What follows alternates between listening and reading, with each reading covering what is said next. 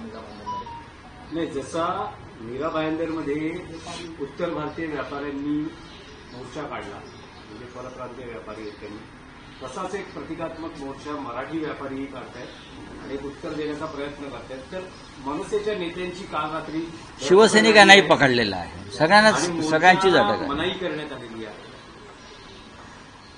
मीरा भाईंदरचा विषय अत्यंत गंभीर आहे. कोणाच्या दबावाखाली देवेंद्र फडणवीस यांनी या मोर्चाला परवानगी नाकारली? या महाराष्ट्र राज्यामध्ये मराठी माणूस मराठी भाषेसाठी मोर्चा काढू शकत नसेल तर मग त्याने हा मोर्चा कुठे काढायचा हे आज विधानसभेत देवेंद्र फडणवीस यांनी जाहीर केलं पाहिजे. मीरा भाईंदरमध्ये सर्व पक्ष त्यांचे झेंडे बाजूला ठेवून एक प्रतिकात्मक मोर्चा काढतायत आणि या मोर्चाची परवानगी मागितली जाते.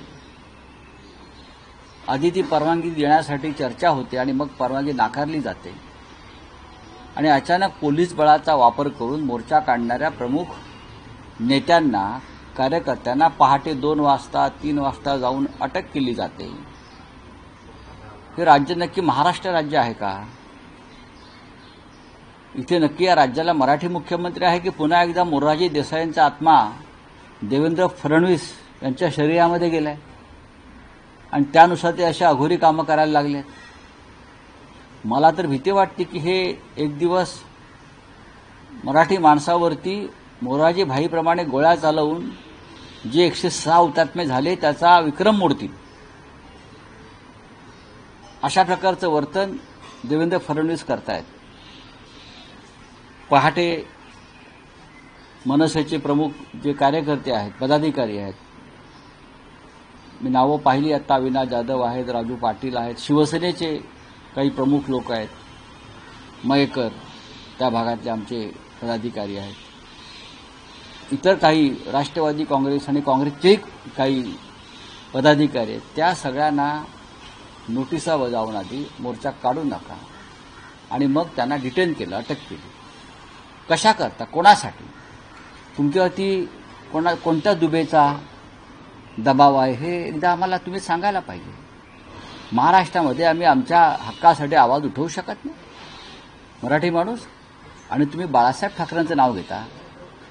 माननीय बाळासाहेब ठाकरेंनी शिवसेना स्थापन केली ती या अशाच न्याय्य हक्कांसाठी ना, आणि तुम्ही आम्हाला सांगता की बाळासाहेबांचे विचार कसे तुम्ही सोडलेत. तुम्ही काय करताय? तुमच्यासारख्या सत्ताधाऱ्यांना सत्तेवरून खुर्चीवरून खाली खिचून हुतात्मा चौकात आणलं पाहिजे.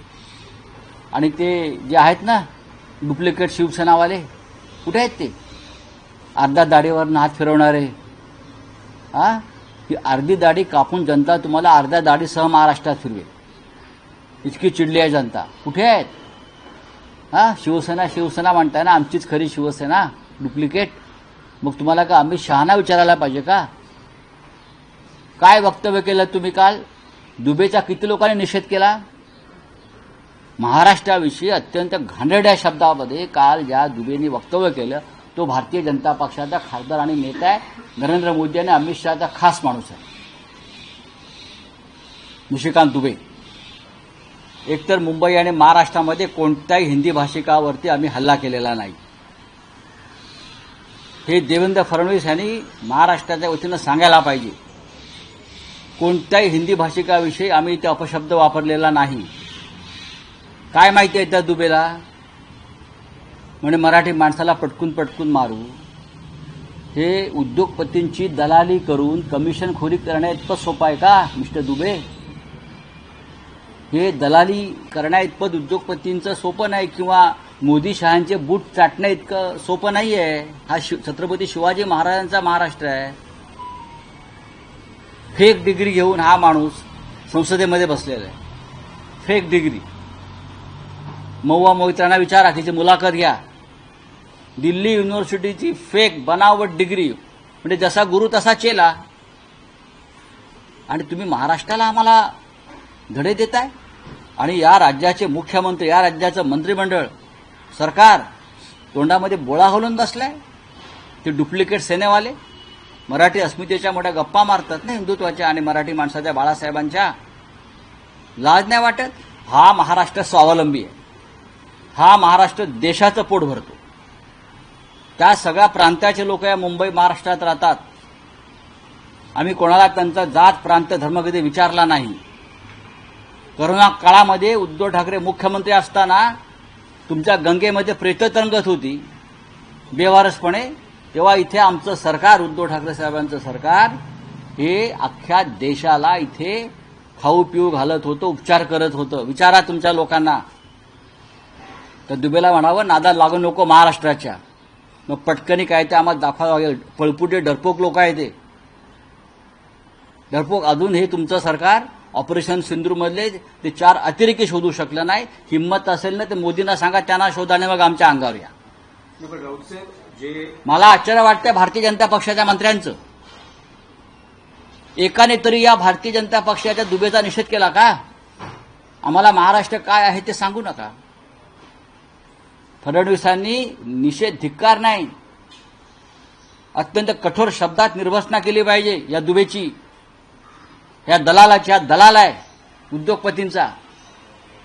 आणि त्याला असं वाटते मुंबईतली त्याची दलाली कमी होईल. हा मुंबईच्या दलालीवर जगतो आहे हा दुबे. पण राऊत साहेब, जे मुंबई महाराष्ट्रामध्ये सध्या घडतं आहे आणि त्यावर भाजप खासदार निशिकांत दुबे जी अरे सोडून द्या हो. विधानं करता आहे, त्या पार्श्वभूमीवर परराज्यात राहणारे जे मराठी भाषिक आहेत त्यांच्यामध्ये असुरक्षिततेची भावना एक निर्माण बघा, हे वारंवार तुम्ही बोलू नका. मुंबई आणि महाराष्ट्रामध्ये एकाही परप्रांत्यावरती कोणत्याही पक्षानं, ना शिवसेना ना मनसे, एकाही हिंदी भाषिकावरती मला दाखवा की हल्ला झालाय म्हणून किंवा काय चुकीचं काही काम केलंय. आम्ही एवढंच म्हणतोय, मराठी बोला. उत्तर प्रदेशला जाऊन आम्ही मराठी बोलतो, तामिळनाडूत जाऊन आम्ही मराठी बोलतो का? आम्ही हिंदी किंवा इंग्रजीच बोलतोय ना. त्यात चुकलं काय? इथे मुंबईतल्या हिंदी भाषिकांमध्ये अस्थिरता निर्माण करायचं, फूट पाडायची आणि महानगरपालिका निवडणुका घ्यायच्या, अशा प्रकारचे राजकारण. त्यासाठी या दलालांना पुढे केलेलं आहे. मला देवेंद्र फडणवीस यांची कीव येते. त्यांनी यापुढे मराठी भाषेत संवादच साधू नये कोणाशी. तो जर खरा मर्द मराठी असेल ना तर या दुबेचा बंदोबस्त करेल, दाखवेल मराठी मर्दपणा काय आहे तो. या राज्याला इतका नेभळट मुख्यमंत्री मिळालाय मराठीच्या बाबतीमध्ये, आणि सांगतो मी मराठी आहे. आणि तो तुमचा डेप्युटी सीएम अर्धा दाढीवाला. लाज वाटली पाहिजे त्याला शिवसेनेचं नाव गेलं आणि बाळासाहेब ठाकरेंच्या फोटो मागे लावायला. घरातून फोटो काढा बाळासाहेब ठाकरेंचे सगळे. तुम्ही कसलं बाळासाहेबाचं नाव घेताय? तुमच्या पक्षाचा एक माणूस दुबे, या शिंदेच्या पक्षाचा माणूस, अमित शहाच्या पक्षाचा माणूस काय बोलतोय महाराष्ट्राविषयी, मराठी माणसाविषयी? लाज नाही वाटत या शिंदे आणि या फडणवीसना महाराष्ट्राच्या सत्तेवर खुर्च्या उभवायला? हे काय येरागाबाळे आहेत का मराठी माणूस इथे? आम्ही आमच्या महाराष्ट्रात राहतोय आणि खातो आहोत. लक्षात घ्या, तुझ्या बापाचा खात नाही दुबे. नादा लागू नको महाराष्ट्राच्या. हे सिक्युरिटी घेऊन फिरतोय साले 50 ऑफिसर का पोलीसवाले. एका पटकनीचा नाहीये तो. हा शिवाजी महाराजांचा महाराष्ट्र आहे, बाळासाहेब ठाकरेंचा महाराष्ट्र है. इतना मैं बोलता हूँ. चलिए बोले क्या है? निशिकांत दुबे ने बयान दिया है कि पटक पटक के मारेंगे. बात ऐसी है, ये दलाल है. निशिकांत दुबे दलाल है. आप पूछिए सुप्रिया सुळे को. ये एक दलाल है. ये दलाली करता उद्योगपतियों की. ये कमीशन खोर है. मुंबई में भी उसकी दलाली चलती है. ये भारतीय जनता पार्टी के सब लोग हैं पाले हुए. ये उद्योगपतियों से फिरौती वसूलते हैं सब. उसकी डिग्री फेक है. ये जो सांसद महुआ मोइत्रा है ना, आप उसकी इंटरव्यू लीजिए. दिल्ली यूनिवर्सिटी की डिग्री, फेक डिग्री जो संसद में पेश करता है, वो हमें देश के बारे में, प्रांत के बारे में बोलता है. देखिए, एक तो सबसे पहली बात है, यहाँ मुंबई महाराष्ट्र में सालों साल से हमारे हिंदी भाई रहते हैं. हमारा उनका अच्छा रिश्ता है, अच्छा डायलॉग है. हम राजनीति नहीं करते, ये सबसे पहली बात है. जरूर हम चाहते कि हमारे साथ रहे, हमारे साथ भी थे. अब अगर आज पॉलिटिकली नहीं है तो हम उनको कन्विंस करेंगे। लेकिन किसी भी हिंदी भाई के ऊपर शिवसेना ने हमला नहीं किया है, न करेंगे, न पहले किया है। ये दुबे को समझना चाहिए। ये राजनीति करना चाहते हैं। तो महाराष्ट्र कोई नेता इस बात का विरोध क्यों नहीं कर रहा है? सबसे पहली बात यह है कि दुबे है कौन? दुबे को क्या अथॉरिटी दिया है क्या यहाँ के हिंदी भाषिकों ने? वहां बैठकर आप बात करते हो। यहाँ के जो हिंदी भाषिक नेता है, मैं उनसे अपील करता हूं, दुबे का जो वक्तव्य है उसका निषेध करो, आप धिक्कार करो उसका। बताइए आप झूठ बोल रहे हो तो मैं कहूंगा कि आप महाराष्ट्र की मिट्टी में मिलजुल गए हो। कौन है दुबे आपका? आपका दुबे कौन लगता है? ये फालतू आदमी है, ये बोगस डिग्री जैसा गुरु वैसा चेला है। मुझे आश्चर्य है महाराष्ट्र के मुख्यमंत्री और उनके पूरे कैबिनेट का, एक आदमी भारतीय जनता पार्टी का सांसद वहां बैठकर महाराष्ट्र के बारे में, मराठी आदमी के बारे में, मराठी मानुस के बारे में घटिया बातें करता है और आप चुप बैठे हो। आप कौन से मुख्यमंत्री हो? आपको छत्रपति शिवाजी महाराज और बाला साहब ठाकरे का नाम लेने का अधिकार नहीं है भाई। एकनाथ शिंदे अपने आप को डुप्लीकेट शिवसेना का नेता मानता है ना, दाढ़ी पे हाथ घुमाते फिरता है। निकाल दो दाढ़ी आपकी। अगर दाढ़ी में दम नहीं है ना तो दाढ़ी काट कर घूमो, नहीं तो हम आपकी दाढ़ी काट देंगे। क्या चल रहा है आपका? हाँ, इस्तीफा दे दो अगर मर्द हो तो। आप जाकर पूछो मोदी जी और शाह जी को, ये क्या चल रहा है महाराष्ट्र के बारे में? ये कैसी बातें हो रही है? यहां एक भी हिंदी भाषिक के ऊपर कभी हमला नहीं हुआ है। आप मुझे बताइए, दिखाइए, आप बताइए क्या है ये? यहां लाखों हिंदी भाषिक रहते हैं। हम लोग हिंदी में बात, मैं अभी हिंदी में बात कर रहा हूं ना। अगर हिंदी के ऊपर में बंदी हम लोग डालेंगे तो मैं क्यों हिंदी में बात करूं? ये तमिलनाडु नहीं है, ये महाराष्ट्र है भाई। तो ये बात है, देवेंद्र फडणवीस, ये एकनाथ शिंदे, अजित पवार जो डेप्यूटी सीएम है, दो, ये उनकी जिम्मेदारी है। ये दुबे को सीधा करो। जिस तरह से महाराष्ट्र के बारे में वो बोल रहा है ना, ये आपकी जिम्मेदारी है। ये तो इस्तीफा दे दो। सर, आपकी सभा में चेतावनी दी गई थी कि आने वाले आपकी सभा में चेतावनी दी गई थी आने वाले वक्त में भाषा को लेकर, जात को लेकर लड़ाई करेंगे ताकि इलेक्शन उनको खेलने के लिए इजी हो जाए, इलेक्शन में आने के लिए इजी हो जाए। ऐसा कौन बोला? सर, कहा था कि आपको भाषाओं में कौन बोला? हाँ, ठीक है ना। फिर किसी हिंदी भाषिक के ऊपर अटैक किया? क्या हमको महाराष्ट्र में हमारी भाषा के साथ लड़ने का अधिकार नहीं है? हमारी भाषा, हमारी अस्मिता, उसके बारे में बोलने का अधिकार नहीं है? क्या ये सवाल जाकर आप योगी जी को पूछ सकते हो? क्या ये सवाल जाकर आप गुजरात के मुख्यमंत्री को पूछ सकते हो कि आप आपकी भाषा के बारे में कैसे बोल सकते हो? क्या ये सवाल सिर्फ महाराष्ट्र में पूछा जाएगा? क्या ये सवाल आप स्टालिन से पूछ सकते हो? मुझे बताइए। सिद्धरामैया से पूछ सकते हो? मुझे आश्चर्य है आप जैसे पत्रकारों का जो मराठी में बात करते हैं और महाराष्ट्र के लोगों को पूछते हो कि मराठी में ऐसे ऐसे कैसे आप बोल सकते हो? भाई ये महाराष्ट्र है। 106 लोगों ने शहादत दी है ये मराठी राज्य बनाने के लिए। सर, आपने ट्रंप ने फिर से मोदी को धमकी दिया है कि ब्रिक्स में अगर आप मराठी ये प्रेसिडेंट ट्रंप ने मोदी को धमकी दी है फिर से कि ब्रिक्स में टैरिफ बढ़ा। हाँ, तो ये दुबे को भेज दो ट्रंप से लड़ने के लिए। ये जो दुबे है ना, कोई ये जो निशिकांत दुबे है ना, उसको बोलो तुम्हारे नेता को धमकी दिया है ट्रंप ने, जाओ ट्रंप से लड़ो, हिम्मत आई तो। बकवास लोग है ये दुबे जैसे लोग, कलंक का ही देश को। आरएसएस असं म्हणतं आहे की प्राथमिक शिक्षण हे मराठी भाषेत किंवा स्थानिक भाषेतच हवं, मातृभाषेतच हवं असं आरएसएसने काल त्यांची भूमिका जाहीर केली. हो, ती भूमिका आम्ही सुद्धा काल मांडली. आमच्या समाज माध्यमांवर, आमच्या माध्यमातून आर्यशक्ती सुनील आंबेडकर जे प्रचारक प्रमुख आहेत, त्यांनी मातृभाषेचं महत्त्व काल देशाला समजून सांगितलं. ते काल सगळं आलेलं आहे. आम्ही वेगळं काय सांगतोय? प्राथमिक शिक्षणाचं माध्यम हे मातृभाषा असायला पाहिजे सर्व देशात. उत्तर प्रदेशमध्ये हिंदी असायला पाहिजे.